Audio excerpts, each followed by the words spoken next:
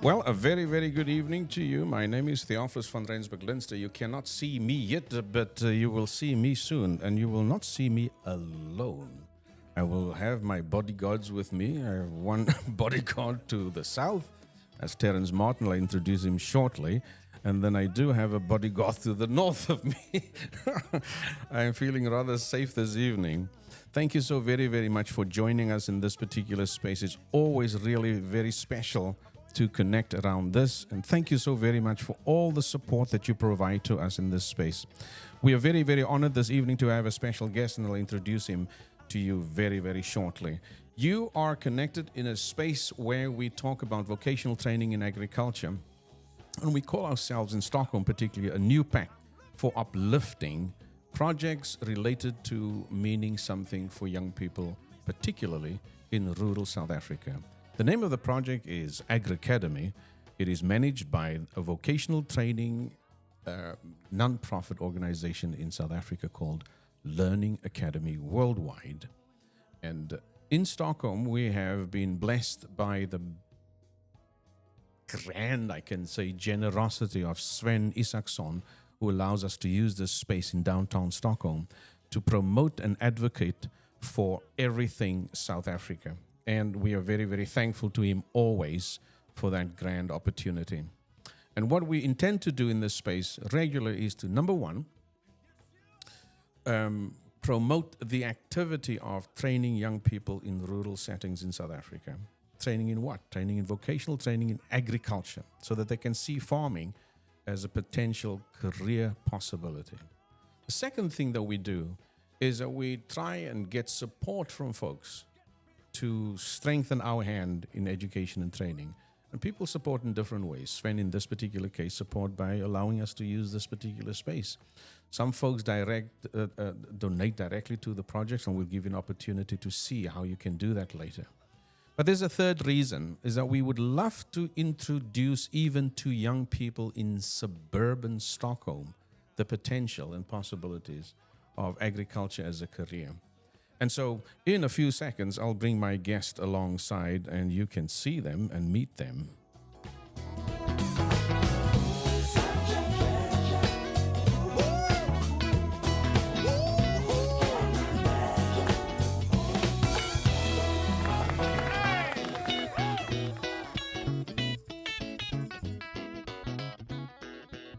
Well, there they are. We are live, Terry. They can see you, they can see me, and they can see young Leon. Young Leon, let's go to you first. Thanks for the compliments straight away. Yes. Leon, very, very briefly, if you had to describe yourself in 30 seconds. Ooh, Well, thank you very much for taking this opportunity to be invited. Sure. Yes. Describing myself, yes. So also born South African. Yeah. Been living in Sweden, Stockholm for the last 24 years. I also spent 2 years in Kenya, Nairobi. But yes, I've been working as a teacher for nearly 30 years. Currently a gymnasium teacher, or what's like a high school teacher relevant to that. Psychology and also sport and health, as they call it over here. Fantastic. Yeah. Terry, we know a couple of Leons in our life. The toy is one and October is the other one. Oh, yes, I don't know. and he's a principal up in Joburg. Yeah. We taught together. And then there's Leon October. Who is also as an agricultural specialist. And we lean quite a lot on him for bringing substantial knowledge within agriculture to us so that we don't make a mistake. Terry, how are you doing in the south there? We're doing good. It's been sweltering hot here in Gordons Bay. Yeah, I did not ask about the weather because please, let's not... let's not talk about that. Focus on the good things. Focus on the you guys have nothing to talk about when it comes to weather. I know you're doing good this end. Yeah. But we can imagine. Yes, we can only imagine. You've had a good day around. Okay, Terry? yep. Yeah, it's been good. Been good. Is it getting With busy? the cricket running. Yeah. Is it getting busy at the moment in Cape Town? Oh, it's getting busier and busier. You can just see, more GP cars here, more Gautengers. Yes. Rocking up. Yes. Bringing the noise with them.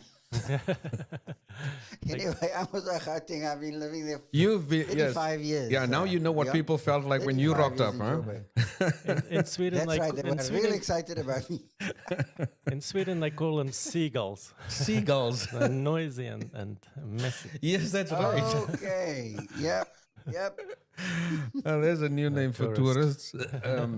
Well, for any tourists listening, and please forgive us. We ourselves have had plenty of journeys in that regard. So, Terrence, just a little brief question to you about some of the things that we've talked about that I think I want to sort of then move on to listen to Leon a little bit.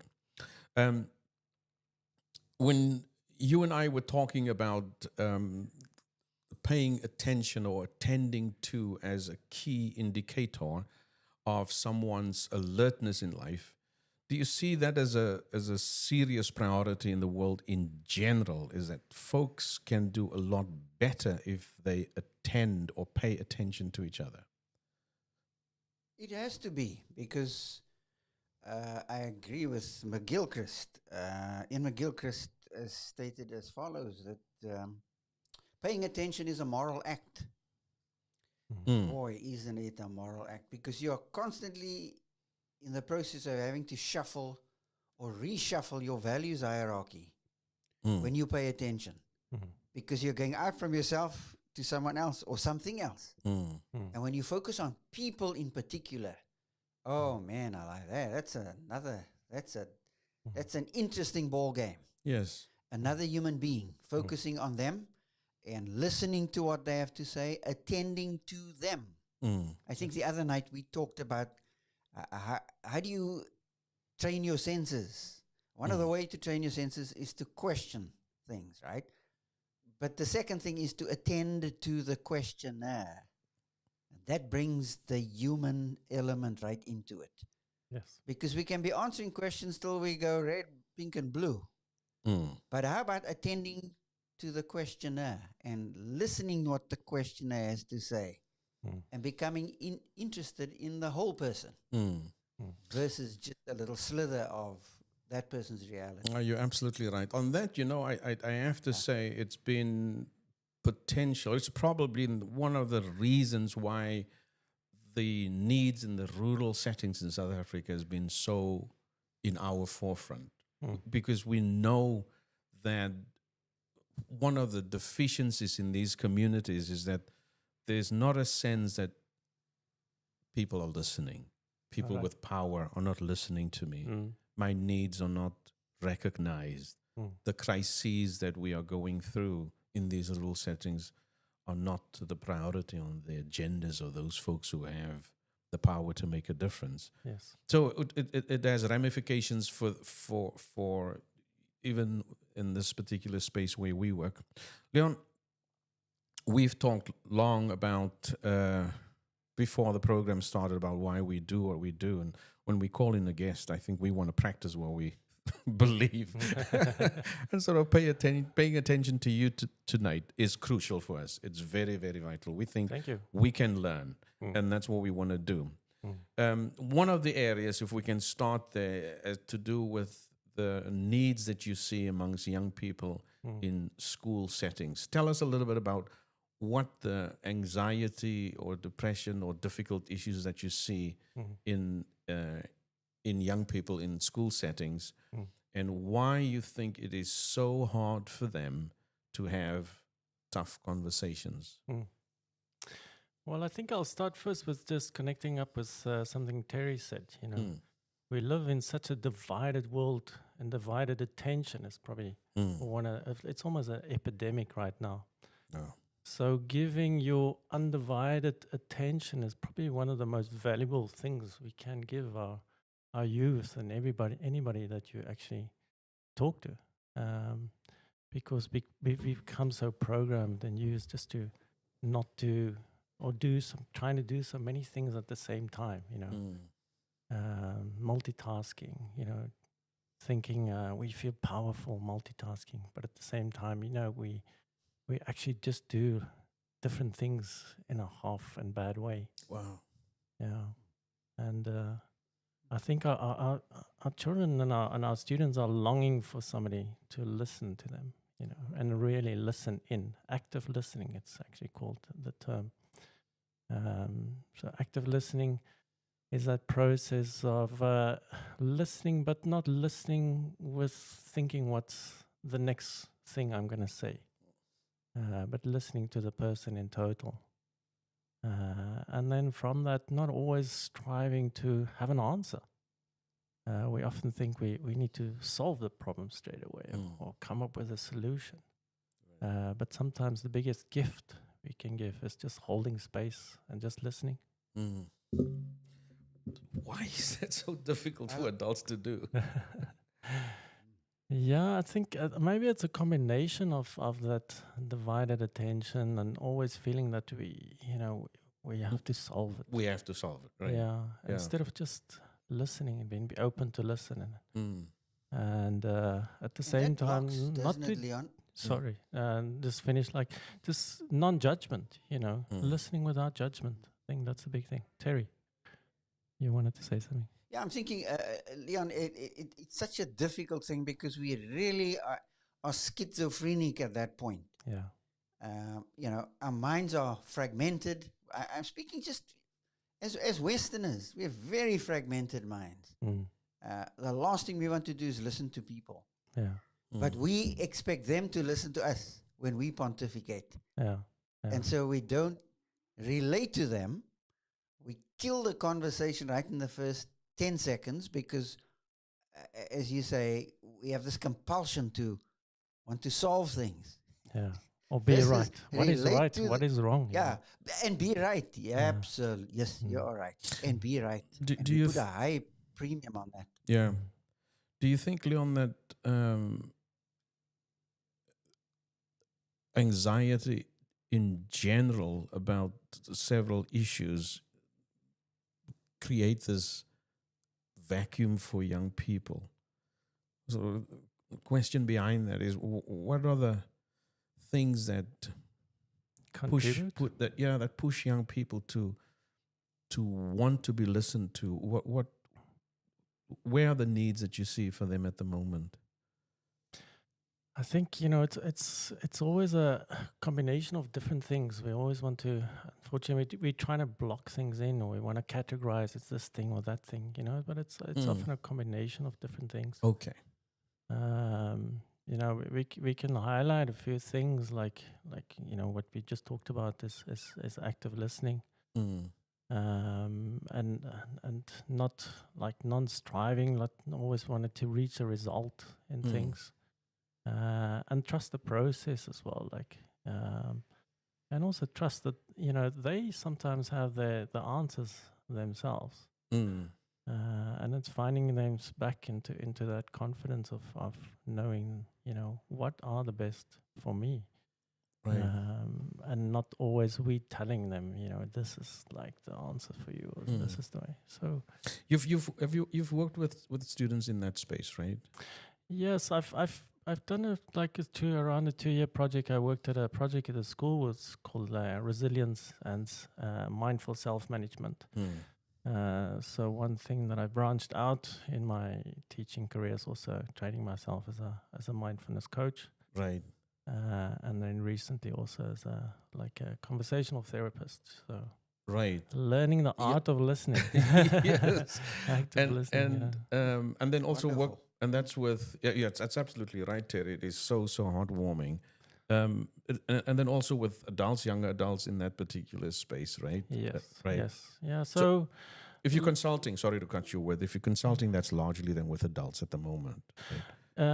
I mean, in a school environment, you're always working with that, even directly, indirectly, right? And something not even knowing that, everything we do and say is observed and has an impact. We don't always realize that, but it's sometimes they remind us of that they've been listening and the things that we say and do has an impact. But, currently on a professional side is then working with, people in a professional world that wants to reconnect to their creative side. And this helping them a little bit with that transition, and building confidence, to take those steps in the transition process, and finding a balance again, a life balance.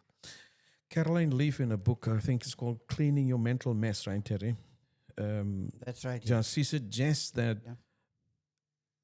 there are some unique challenges for the young and middle adult population, and she talks about stress in the workplace, and she means particularly competition in the workplace. Not to be unemployed, to give your best, and sometimes in the process trampling over somebody else or being trampled over yourself. And that connected to income levels, meaning that you have to maintain a certain level. And the second issue in relation to that, she talks about the cost of living for young people in the bigger cities, especially, that has become so expensive. Yeah. And to meet the demands of just the normal expenses has become huge. And then she talks about trust relationship that has broken down, that has damaged confidence and have dashed hopes for these young people. And the flip side of that, she talks about the lack of these networks that are there. So these young people don't have this space or the buffer of having people that you can confide into. Really, is that the sort of accurate set of suggestions from her that she thinks contributes to anxiety and stress from what you've picked up? Yeah, you're touching quite a lot of things here, which also contributes to it. I mean, in the trust relationships that you and I have maybe grown up in a sense of community where you have that safety network, and people that you can fall back and friends. That's not just friends that send likes but friends that will come pick you up at the bus stop, when it's needed. Those things is something that unfortunately maybe is slowly eroding and deteriorating away. It's not something that happened quickly, but you do see that. Yeah, there is maybe a general distrust about the situation right now and the future for them, and they have big questions. Right. Our youth these days, for good reasons. And at the same time, also what you touched on, things that we almost take it for granted as when we grow up, as having a home, having a house, being able to afford that first apartment, having a job, a secure job with, people that also care for you in the work environment. So a lot of those things is maybe like eroding away slowly and deteriorating. Caroline Leaf's been sort of author that Terry and myself has followed quite a lot. Terry, Leon's observations there, does that resonate with what you're thinking? Oh, greatly, because one of the questions that has come up in my mind as I've been listening to Leon is, and Leon, maybe you could poke in this direction, give some pointers, some guidelines or sidelights. Why is it that we have such a great struggle around relating to people when, firstly, we don't know what to say, right? And secondly, we don't have an answer. Now, maybe you could convolute those two things, but we feel real awkward. Why is that so? And I think some of the things you mentioned is already kind of stuck in my head now, because we talk about cohesion in community. Yeah. We are so divided, so split. There's high mistrust. So we don't listen to each other. And when we give out answers, they are cliched answers, because our thinking is cliched. We not only speak with an accent, but we think with an accent. So I would love to hear some of your ideas on why is it that we get so unnerved in a discussion with somebody when we don't know what to say, or we don't have an answer for them, because we have this compulsion that when talking to them or relating to them is about giving out answers. Yeah. What about all the other stuff? I think, not to sound cliche, but relationships are messy. You know, Hey, I love that. I Yeah. love that. It's the second time this week that I've heard that. I said to Theo, when you think of multicultural scenarios, Yeah. red, yellow, black, and white, living under the same roof or in the same church or in the same organization, it's messy. Yeah. Again, why is there this compulsion for Yeah. clinical, sterile precision and Yeah. atmosphere? That, I guess, is the Well, question. I mean, like following up and saying it's messy, it's also it's a little bit following up. It's acceptance that relationships are difficult. There is no easy solutions. There is no shortcuts. You and sometimes those difficult conversations you have to have. And I don't think we, a lifestyle that we've created for us, environment that a relationship environment that we have right now, is that we practice those things. How do we get better at things? We practice it.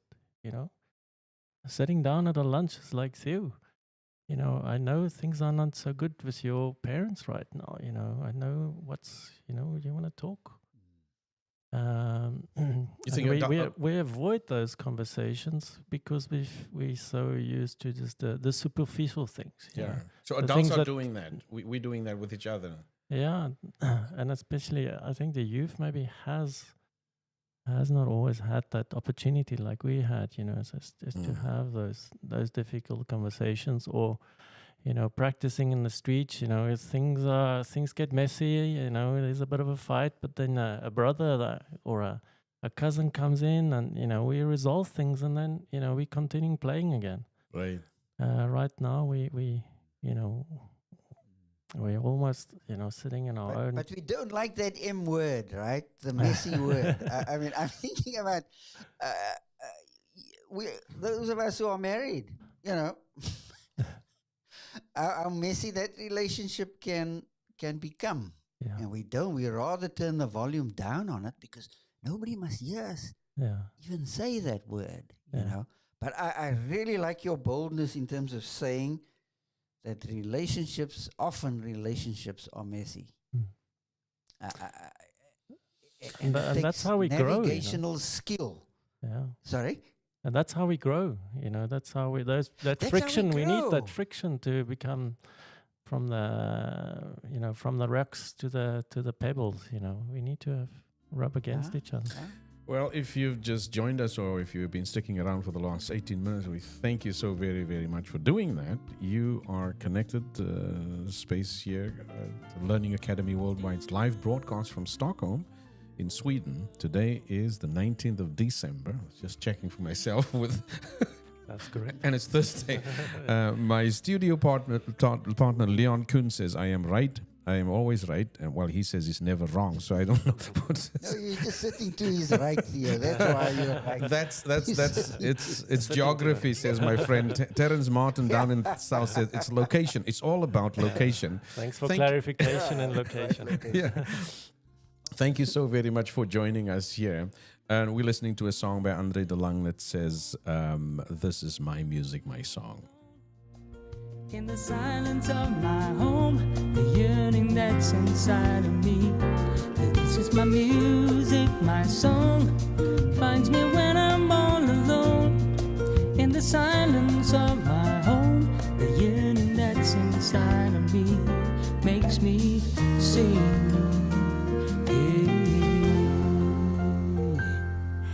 The bird that flies from the south today, its song brings back the African sway, fills my heart with its longing, passion burning deep inside, like fire burning through the night, brings hope and meaning. This is my music, my song, finds me when I'm all alone. In the silence of my home, the yearning that's inside of me. This is my music, my song, finds me when I'm all alone. In the silence of my home, the yearning that's inside of me makes me sing. Oh, makes me sing. Makes me sing.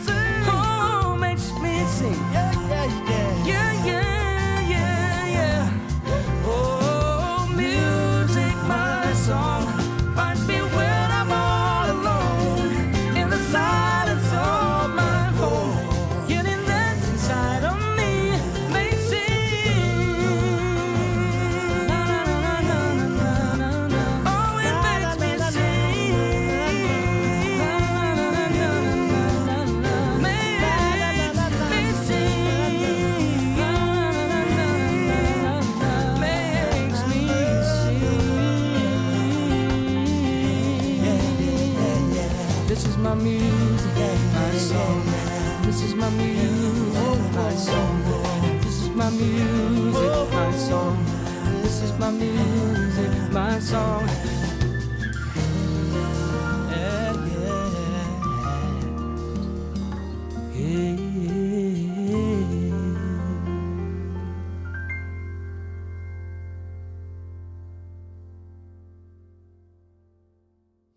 Lovely music by Andre de Lang. Terry, we always enjoy him, don't we? Oh, so I've muted you. I have muted Terry. Let me see if I can. No, maybe you've muted yourself because I can't hear you, brother. Let me just check again.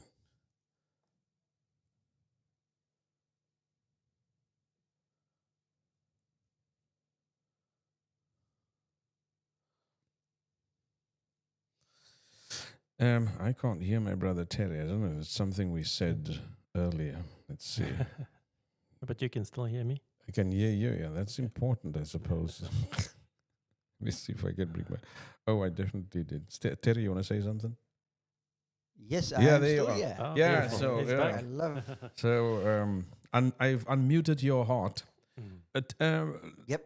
if we think about music, both as a way of demonstrating just how well somebody listens, what is it about Andre's music that tells us that he really listens to people? Well, he's so earthy, and he sings about issues that are life ripping. Mm. You know, I am alive. This is my music, my song. Mm. I'm living this. Mm. And, yeah, just love the way he says it through song. Right. Mm. That's true. Andre Yeah. de Lang is a South African that lives in Sweden. I don't know if you've ever heard Okay. of Andre de Lang. You can go on Spotify. For those of you who join us, find Andre de Lang's music on Spotify. The album called Homecoming is absolutely a stunner to listen to. It's the kind of stuff you need in a dark, long, cold winter. Warm up your soul. And we've been blessed this evening of having Leon Kuhn in the conversation here with us at Learning Academy Worldwide's broadcast from Stockholm. We do this every Thursday. There's talk that next week we'll probably have a couple more, but we'll let you know as it unfolds in the space. I wanted to just touch on something else before we sort of finish in the next 5 or 7 minutes. We want to conclude here. Mm. But apart from your wonderful insight and experience in supporting and strengthening people to deal with some of life's great difficulties and echoing the need for us to constantly listen to people, you are also a photographer and artist of note. In fact, let's tell us a little bit about the teaching of art, because I'm not so sure if that was the first job that you had as a teacher in Sweden. I've been teaching many different things, but so always branching out. But I taught art as well for like 15 years. Yes. And still finding my creativity as a sense of expressing life. Yes. But like the song we listen to, and now helping other people cool. to do the same. Yeah. Lovely. There's a horde of paintings, but you've had expos and exhibits as well in Stockholm. Yeah, quite a few exhibitions here in Stockholm. 1 or 2 overseas, but yeah. Tell us about the one. There's an image, and I'm trying to just get it up here. Okay, the Mandela image. Yeah. Yeah. I'll be able to show the viewers. Oh, there we go. This particular Terry, you will not be able to see it right now, I don't think. But Okay. But I can maybe talk about it. Yeah. So for me, that was a painting that was actually done between the 1st and the 5th day that after Mandela's death. wow. Mandela, has been a big inspiration, role model for me during that time and transitions in South Africa as well. And just an incredible role model. And, just so much beauty as well in his heart, and just inspired so many people to. So it was a way of processing the grief, Because I'm not, you did that in the year that he passed away. Right? yeah, and those in the week after he died, it Oh. was, I don't often cry, but it was just such an immense grief that came over me. And it was a beautiful sadness, and for me, I wanted to capture that in the painting as well, and also the vision that he left behind, and underneath it also there's a quote. You can maybe see it there a little bit. This is Right at the bottom of where it. you Yeah. always think this is impossible until it's done. So that hangs in our staff room Yeah. in school. So hopefully, that will inspire Wow, that's others now great. as well. Sure. Yeah. That's fantastic. When things seems impossible, it just takes often a little bit longer to accomplish. Love the depth of meaning in that. There was there anything else in the image, looking at it, that you wanted folks to see beyond just as a painting? Yeah, so I was trying to capture, the gaze in the eyes and gazing towards the future. So if you look a little bit over to your right, you will also see the colors running down. So that was like the rainbow, the nation, and bringing those colors together into something new. Wow. And beautiful, and something that's available for all of us. Yes, I'll share that picture with you later, Terry, so you can have a look at that. But That'll be great. Yeah, that's That'll be great. That's Sure. very precious. Yeah. There's a way, Terry, that art also, in a way, if we stick to this concept or the idea of really listening to people, or there's some clues here as to Leon's ability to have listened not only to other people but his own heart as he crafted this painting. You're asking me, I or think Terry? probably Terry Moore. Okay. I think there has to be a calibration of your own internal state, and one who's able to put something on a canvas is one who's most are really in touch more than others with their own internal state, which gives rise to emotion. I mean, emotions are made, not born, right? And so I like listening to guys who express their creativity, and they're not scared to do that because it shows their vulnerability. I mean, I just listened to Leon a moment ago expressing a vulnerable moment, when he drew that painting and realized Mandela's contribution that he made at great sacrifice, at great expense of his own life and his own relationships. Isn't that interesting? So it's no small thing when somebody explains what they've put down on a canvas. And we just say, oh, well, they're the arty types, they're the feely types. and I think there's a lot positive to say for that. People sort of share that as, that is so negative.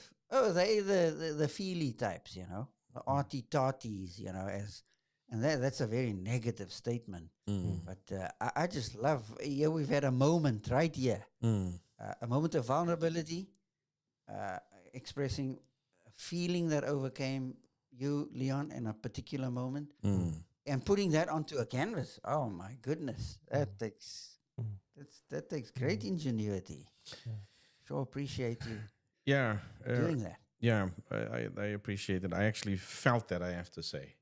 Yeah, it one can, when you express it, I felt it. It was really, really powerful. And so thank you very, very much for sharing that. I can maybe add something there. Sure. Well, we talked about listening as well. And for me, he was very much the epitome of listening. I mean, he went and listened to everybody. He just didn't listen to the ones who he thinks will agree with him. Yeah. He went to all extremes, listening to all different people and all different parties and all different characters, and to find out, why. Yeah. and also, and I think that's something that we may be missing in our current world, where it's become so polarized. We don't listen, and listen with, not judging. Just listen. Why do they have these opinions? Sometimes we also have to listen to the ones that we don't agree with. Why do they have those opinions? Why is it important to also listen to their fears as well? Yeah. And then, and that's a way to have a dialogue, to start a dialogue. And hopefully we can move back to that again in our world. Absolutely. Well, we thank you for listening to us this evening. Myself, the office from Rensburg-Leinster, and Leon Kuhn here in the studio in Stockholm in Sweden. As we're signing off, we thank you. We're accompanied by a friend that sits 10,500 kilometers away to the south, Terrence Martin. Terry, thank you so very much for spending your time with us today. We appreciate that. Welcome to you. Thank you, Leon. Sure. Thank you. Thank you Precious. for sharing as well. Sure. Let's welcome. we'll conclude here, and we're putting up on the screen just a QR code if you're interested to support the kind of work that we do in South African rural communities, as we try and get young people excited about looking at agriculture as a career possibility. And with that, we'll conclude with a song. Leon, you will recognize the song. Thank you. And when he wrote the song, that's Andre de Lang, he called the song Die Stem Revisited. So, all three of us will appreciate a great deal of this as we listen in. Thank you very, very much for those of you who join us this evening. This recording will stay on YouTube, Facebook, Instagram, X, which is formerly Twitter, and LinkedIn. So if you've missed it, you won't know because you're not here. But you're very welcome to spread the news to those that you think could benefit from these wonderful, meaningful conversations we have. Leon, a very big thank you to you. And I would say thank you for listening. Yes. We went full circle on listening. Yeah, absolutely. Yes. No, Beautiful. I think it was lovely. It was good that was the single point that we landed on, and I appreciated that. It was very, very special.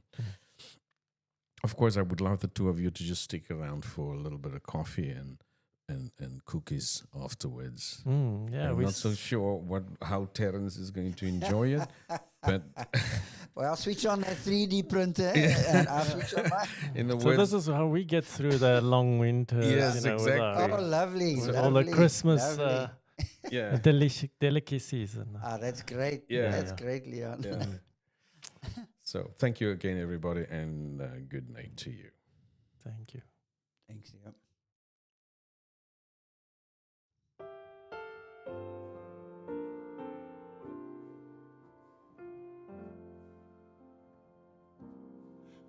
Salute you, our champions, brave and fearless ones. You are, you're the treasure of our nation. Symbolize our rising star. You're the